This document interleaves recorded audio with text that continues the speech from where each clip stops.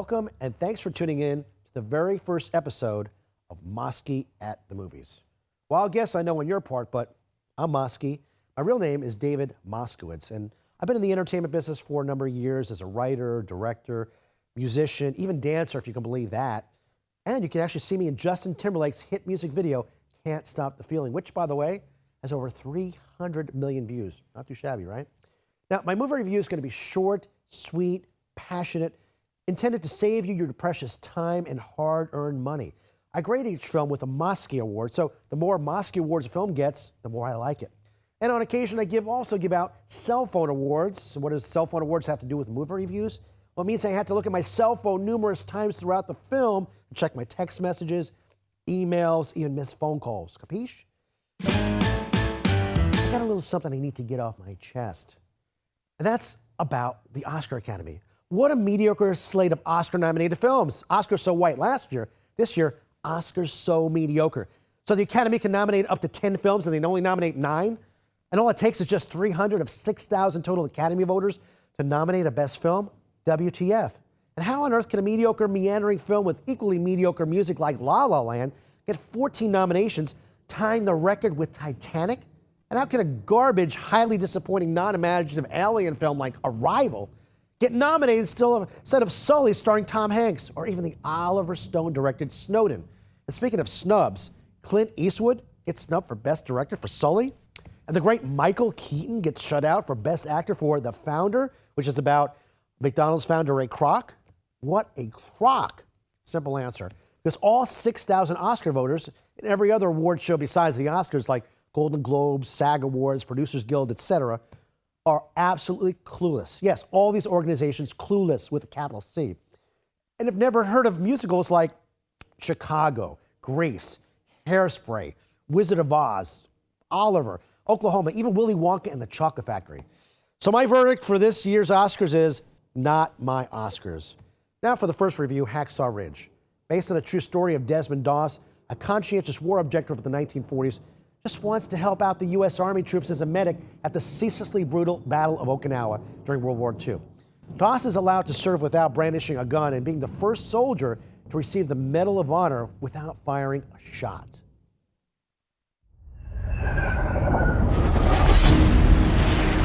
What the hell is your delay, Captain? We're waiting, sir. Waiting for what? Private Doss. Who the hell is Private Doss? I always dreamed about being a doctor, but didn't get much school. I can't stay here while all them go fight for me. Andrew Garfield does a terrific job playing the passive and off-kilter Desmond Doss, having to contend with all the testosterone and predictable bullying and teasing in the barracks. Director Mel Gibson also does a great job setting up the backstory of why Doss is a pacifist and the moving payoff at the end of the film, which I'm not going to spoil for you here. The story is just captivating from beginning to end, and the brilliant screenwriting of Robert Schenken and Andrew Knight comes to life from the excellent acting by all the players. The film starts out bright and sunny, then evolves into a gray and smoking haze of the gloomy and foreboding brutality of war. Hacksaw Ridge is about as good as a war movie can possibly get, given the war theme in today's world. I give Hacksaw Ridge 4.5 Moskies. Now for our next film, Hell and High Water. Hell or High Water is about two bros who rob banks in order to save their West Texas family ranch because oil was discovered under it. So they need $43K to pay off their deceased mom's reverse mortgage. Hot on their trail is the grizzled, hardened cop who utters racial slurs with great comedic timing, played by the brilliant Jeff Bridges. You know, the bank loan just enough to keep your mama poor. Thought they could swipe her land. It's a big bank. It's too big. That's what she said. Now they can foreclose on Friday. So come hell or high water, Get the money to the bank on Thursday. and then you are free and clear.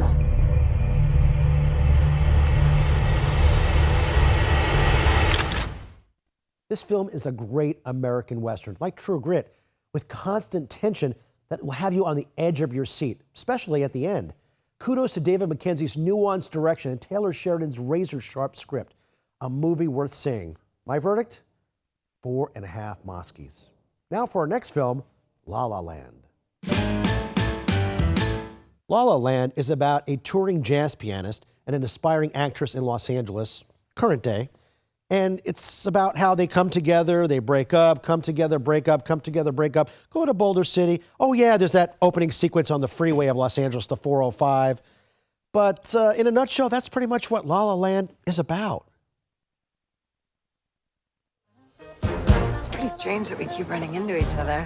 Maybe it means something. I doubt it. Yeah, I don't think so. You could just write your own rules, you know, write something that's as interesting as you are. What are you gonna do? I have my own club. Is that gonna happen every time? I think so.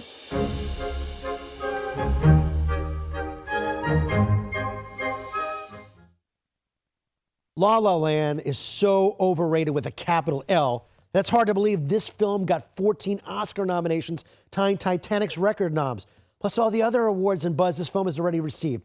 The music is even mediocre. I can't remember how the theme song goes. The dancing is forced, albeit well-intentioned. Fred Astaire and Ginger Rogers spinning in their graves. Emma Stone and Ryan Gosling's aspiring actress touring jazz pianist relationship, meandering and disjointed. The ending, no spoils, Scout's Honor, will leave you disappointed. Emma Stone's audition scenes are good, and the opening dance sequence on the 405 freeway connector on-ramp, technically excellent, but also the story is going to be a little dumb. 2.5 Moskies. As the saying goes, life is stranger than fiction. The story depicted in The Lion is definitely that. It's a great story and a film worth seeing. Not to spoil it for you, but the story is one of a boy's journey in quest of himself. A beautiful boy. We're very proud of you, son. A life I'd forgotten. You okay? I had another family. A mother. A brother. I can still see their faces. What happened? इधर जा मत. मैं कल का काम निपट के आ जाऊंगा. If you liked Slumdog Millionaire, you'll love Lion. The main character is brilliantly played by Sonny Pawar. He deserves the Best Actor Oscar. But it's not going to happen because you know how the Oscar and Academy is, right? I give Lion 4 Moskies. My next movie is Fences. If you like really good acting, Denzel Washington and Viola Davis shine. If you like great storytelling and direction, forget it. Denzel, the director, has butchered the great play by August Wilson. How come you ain't never liked me? Like you? What law is there say I got to like you? None. All right then. Don't you eat every day? Answer me when I talk to you. Don't you eat every day? Yeah. As long as you in my house, you put a sir on the end of it when you talk to me. Yes, sir. You eat every day. Yes, sir. Got a roof over your head. Yes, sir. Got clothes on your back. Yes, sir. Why you think that is? Because of you. As a result, Fences is not the worst movie ever, but it's also not the best movie ever. In the play, the dialogue is electric.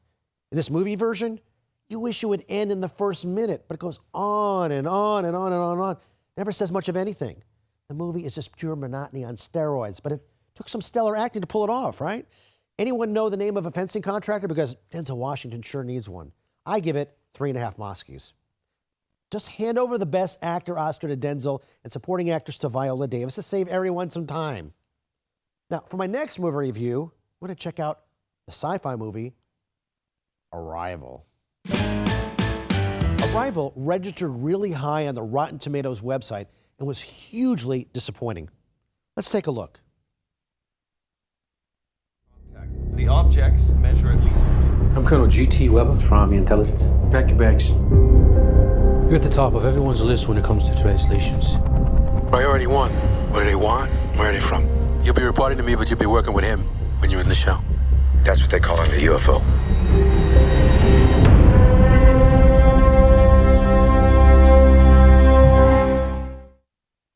The aliens look like overgrown circular tree branches that speak by releasing black plumes of smoke. The alien ship looks like a flattened egg-shaped blackstone silver thingy that hovers over the ground a few feet. Was this thing written in 5 minutes at someone's house party after one too many doobies or some other kind of bad drugs? I give Arrival 1.5 Moskies and 5 cell phones. Moonlight, this film should be retitled Out of the Blue on Drugs, meaning things continually come out of the blue sans prior setup. The movie could have been a Miami Vice episode. All the usual drug tropes are trotted out. Miami, drug dealer, kid, mother is an addict, and so it goes. Who is you, Sharon? For a long time, try not to remember.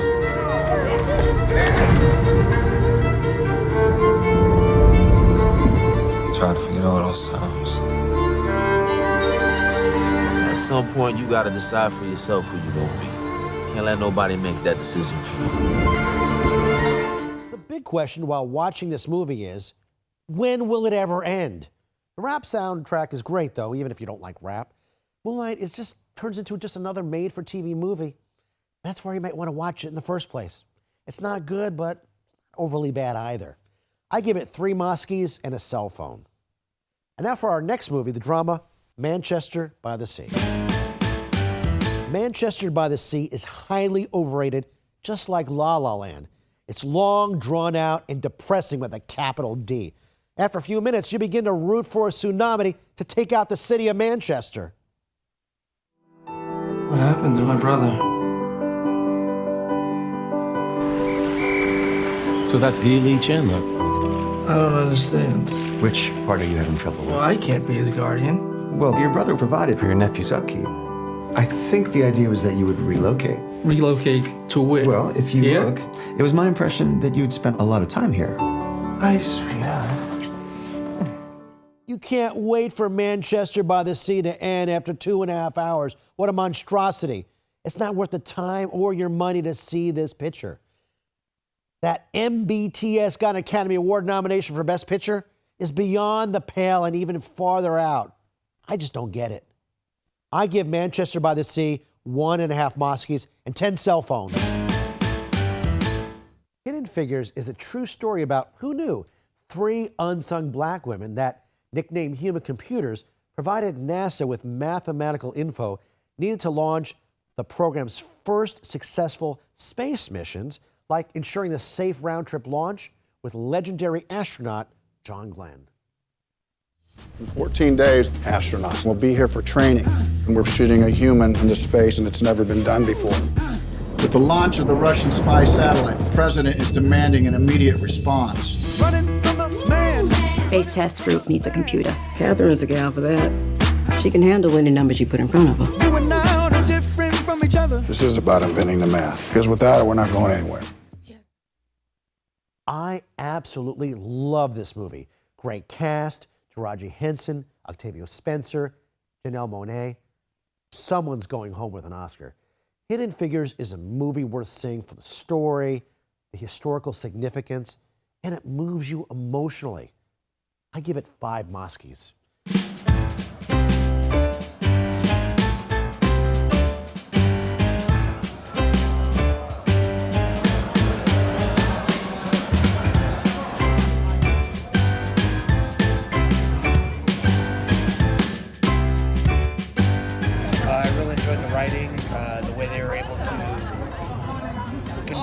Show the differences between how the aliens communicate and how humans communicate, and then how they were able to play in the aspects of Amy Adams' visions with the future and that stuff, and how they were able to interweave it in the story.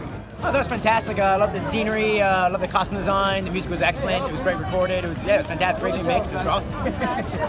It was a great movie. I loved how they were always together, and like they always they depended on each other, like during the movie and stuff. It was great. I liked it. I loved it. I think we needed a movie like that actually broadcasts black women in science. I think a lot of people kind of forget that science is something that we were good at, or like black people are good at. So I think that was a good aspect. A lot of things that surprised me. It did have their moments where it was like the white man was kind of trying to be the savior, and I read mixed reviews on that, so that's another thing. But all in all, I really enjoyed it. I think the community, the world needed a movie like that to come out, and plus they had good actresses in it, which made it even better. So.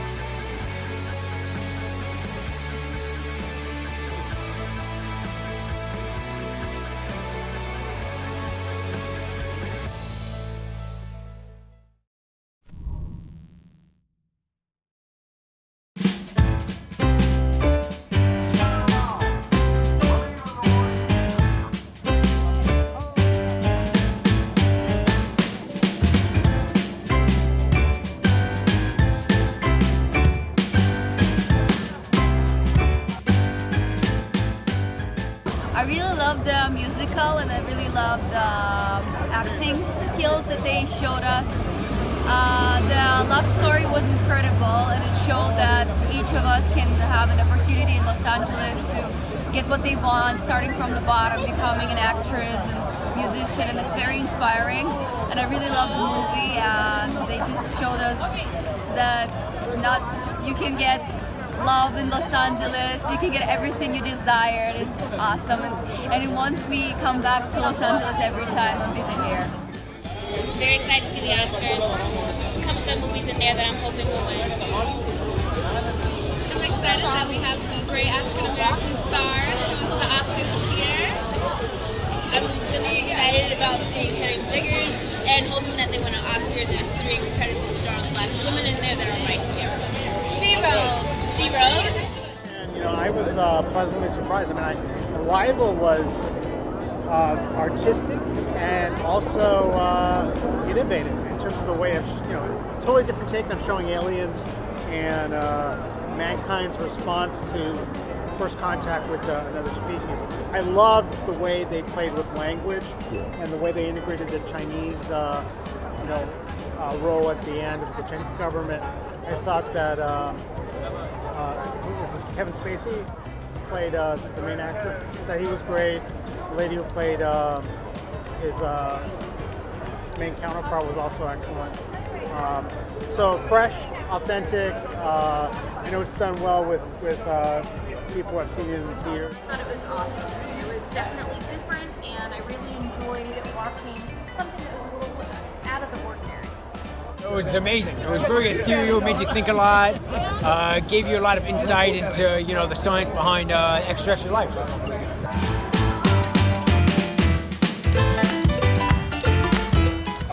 Coming up next, Rumor Has It, my inside scoop on what's happening now in the world of film. And as if it wasn't bad enough, the New England Patriots won Super Bowl 51, beating the Atlanta Falcons in the biggest Super Bowl comeback ever, and quarterback Tom Brady getting his 5th ring, and Coach Bill Belichick getting another ring. Now 2 Oscar-nominated writers want to knock out a screenplay chronicling not only the game from start to finish, but going back in time, starting with Deflategate and Brady's 4-game suspension at the beginning of the season as a result of those deflated footballs.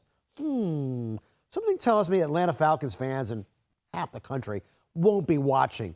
And something tells me this film will be a snoozer compared to actually watching the real game unfold in real time.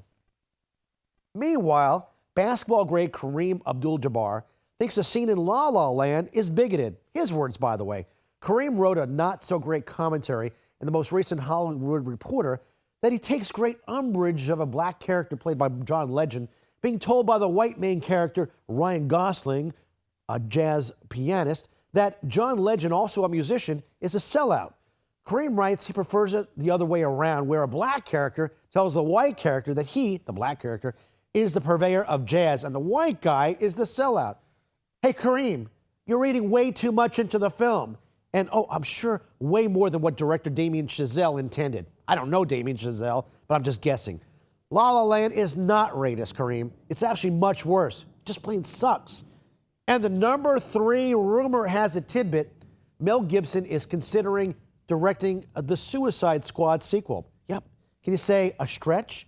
For Mel, who just got a Best Director Oscar nomination for Hacksaw Ridge, and who just came out of a Hollywood purgatory a decade after a DUI traffic stop in Malibu, where he allegedly made anti-Semitic remarks. Comicbook.com reports that Hacksaw Ridge director is brushing up on all the Suicide Squad comic books. And speaking of Suicide Squad's Jared Leto, he played the evil Joker in that movie, in case you haven't seen it, is set to make his feature film directorial debut about 2 LA cops who try to rescue millionaire heiress Patty Hearst, called 77. 2 words for the millennial generation. Patty who? And now a recap of all the films and my pick to win the Best Picture Oscar. All right, here's a recap of all the 9 reviews for the Best Picture Oscar nominations, starting with Hacksaw Ridge. I give it 4.5 Moskies because it has a great story. It really fits the puzzle of war movies. It's very unique in all the war movies. dealing with a pacifist from the 1940s in World War II. And great job, directed by Mel Gibson. Number 2 on my list, I give 4.5 stars to Hell and High Water.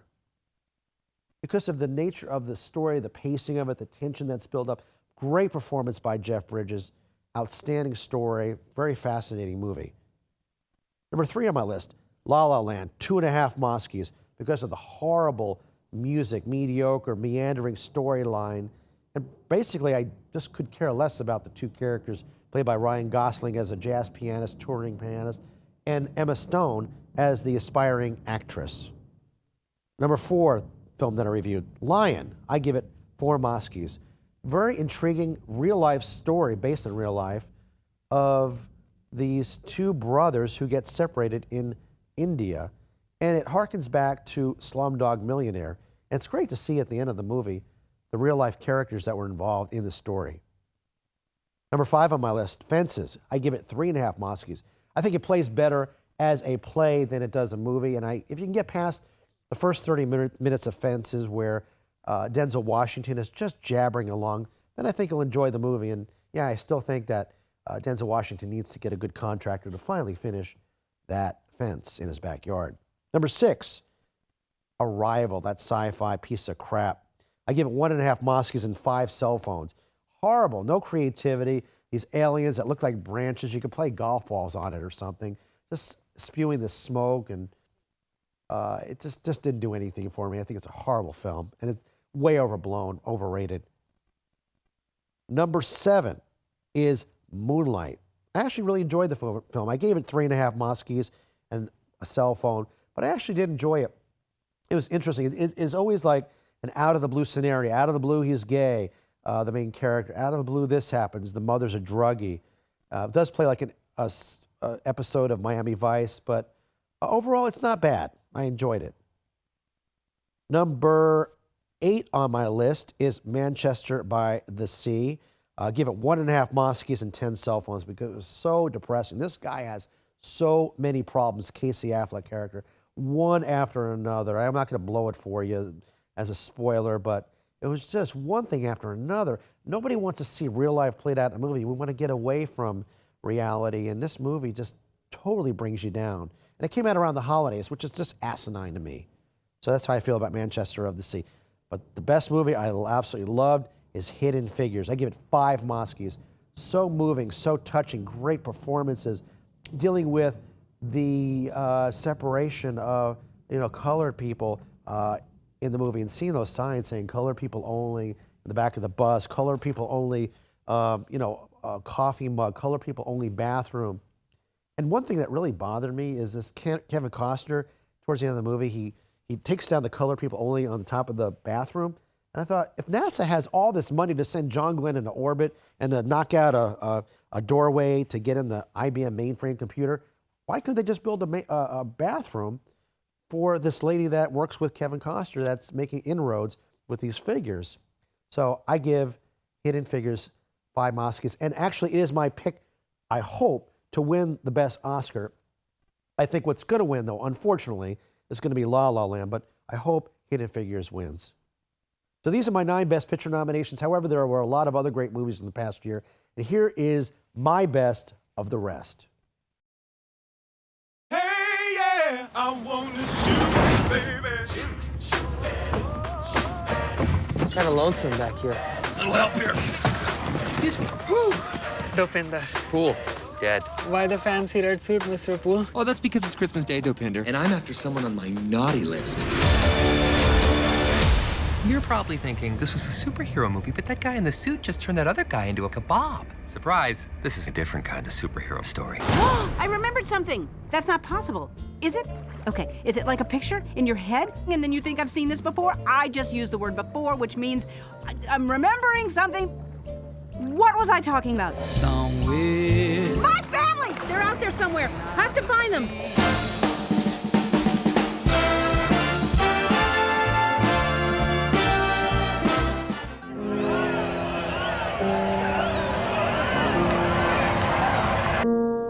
And you? I believe that the characters we read about on the page end up being more real than the men who stand beside us.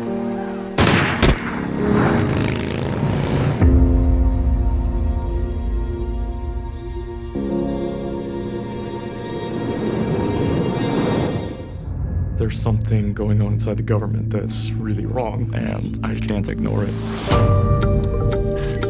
I just want to get this data to the world. Hey.